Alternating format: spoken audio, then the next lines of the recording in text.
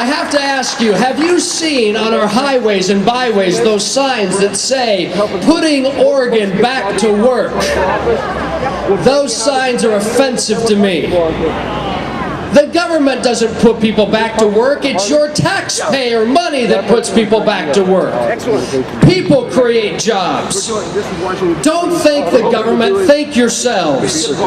Those signs ought to be removed, and they ought to be placed in front of businesses, shops, restaurants, factories, for the people and the business owners who are taking risks and creating jobs for Oregon, not government agencies 3,000 miles away.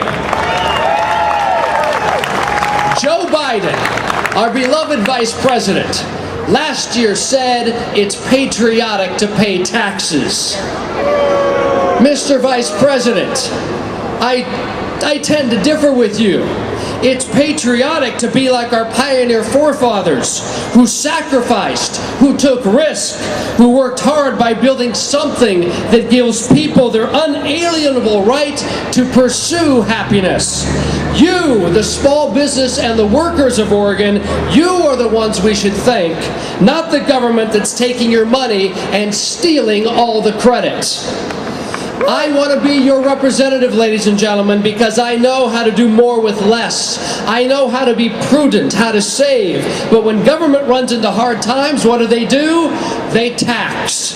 And if that's not enough, they increase your fees, your regulations, and ultimately they force you and your employers to either pack it in or move across the river, or worse, move overseas. And then, almost according to plan, they ride in and sweep up the mess by contending we need another government program to make up for the miserable conditions that remain, conditions which they contributed to.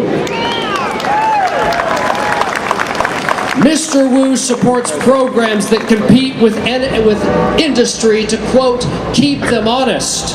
That's like playing one-on-one with a referee. Who's going to keep the government honest? I know the answer. You are going to keep the government honest, and that's why you're here tonight. Let's remember, in Oregon, we have the greatest resources in the world right here under our feet, both natural and human resources. Hey, Congress, give us the chance to fix our problems. Give us the chance to turn this around. We will unite as Oregonians through reasoned reform, not erratic rancor. And in closing, just a few blocks south of us, ladies and gentlemen, where we stand today, is the Oregon Historical Society. Some of you will pass it as you return home. And as you do, you will see this inscription etched on the side of the foundation of that building. It's a quote from a governor of Oregon back in the 1940s, Charles Sprague. He said, "In the long history of humanity, the most precious spark is that of individual freedom."